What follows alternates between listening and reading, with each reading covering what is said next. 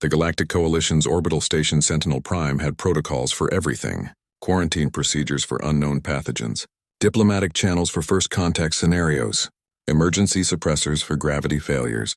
But nowhere in the 3,000-page security manual did it explain what to do when an apex predator's offspring decided a human was worth following. Security Chief Zalthor's four eyes blinked in succession as he reviewed the surveillance footage for the third time. The human designation, Dr. Helene Reeves, xenobiologist, walked through the station's commercial district with her usual unhurried gait. Nothing unusual there. What was unusual were the two juvenile Krathen trailing exactly 3 meters behind her, their crystalline scales catching the overhead lights like moving prisms. Krathen cubs, following a human. Voluntarily. Zalthor's translator implant struggled to find an appropriate expletive in his native Thalarian, so he settled for a human one. What the hell? The Krathen were the Coalition's newest members, a species that had evolved as solo apex predators on a death world where the rain could dissolve unprotected flesh, and the native flora possessed rudimentary sentience. They joined galactic society reluctantly, only after their Alpha Collective determined that refusing would result in their planet being strip-mined by less scrupulous species. Even after joining, they maintained strict social hierarchies. Cubs obeyed their parents. Warriors obeyed their commanders. Everyone obeyed the Alphas.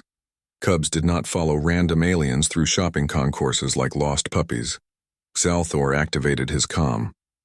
Dr. Reeves, this is station security. Please report to Office 7 Delta at your earliest convenience.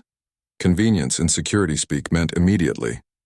Helene arrived 18 minutes later, a recycled coffee cup in one hand and a data slate in the other. The two Krathen cubs, each the size of a fully grown earthwolf, padded silently behind her.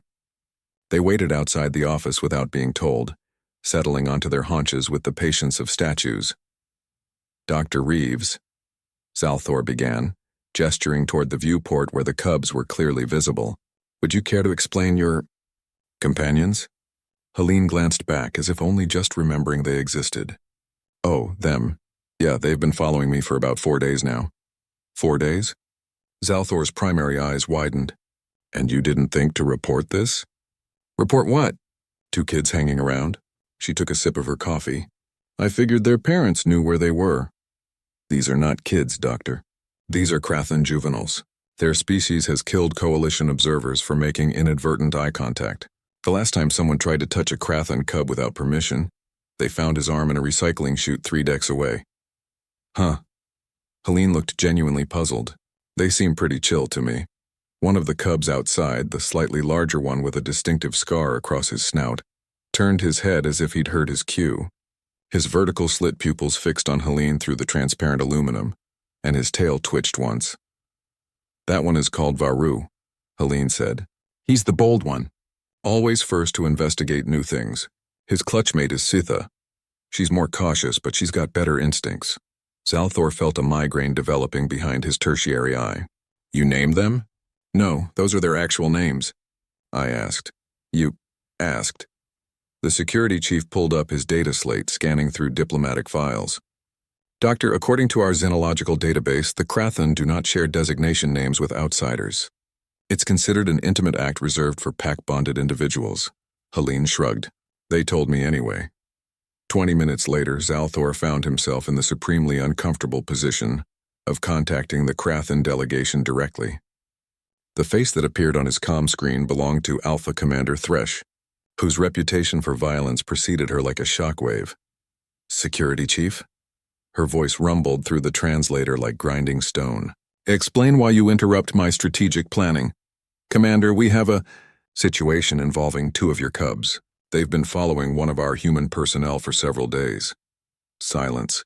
The kind of silence that preceded very bad things. Then, which human? Dr. Helene Reeves, xenobiologist assigned to the small one who smells like water seeds?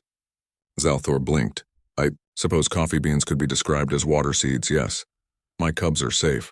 End transmission. Wait, Commander, don't you want to retrieve? The screen went dark. Helene was back in the corridor, sitting cross-legged on the floor with her data slate, reviewing research notes on protein synthesis in low-gravity environments. Varu had moved closer, his massive head resting on his forepaws just within arm's reach. Sitha maintained her perimeter position, alert for threats that didn't exist in a secured station. Zalthor approached cautiously. "Dr. Reeves, I've contacted the Krathun delegation. Alpha Commander Thresh seems unconcerned about her cub's location. Makes sense." Helene didn't look up from her notes. She knows they're safe. How exactly did this arrangement begin? Finally, Helene glanced up. "I was working late in Xenobiology Lab 6. Heard scratching at the door. These two were outside, looked hungry. Their parent was 3 decks away in negotiations, and nobody had thought to arrange childcare." She said it like it was the most obvious thing in the universe. "So I replicated some protein analogs based on their species' nutritional requirements and shared my dinner break." "You fed them?" Zalthor's translator sparked briefly from the volume of his exclamation. "They were hungry. What was I supposed to do?" "Literally anything else. Do you have any idea what adult Krathun do to species that approach their cubs? Probably the same thing humans would do to someone threatening their kids." Helene reached out, and Zalthor's cardiac system nearly failed, scratching behind Varu's auricular ridge. The cub's eyes half closed in contentment. "But I wasn't threatening them. I was helping." They understood the difference.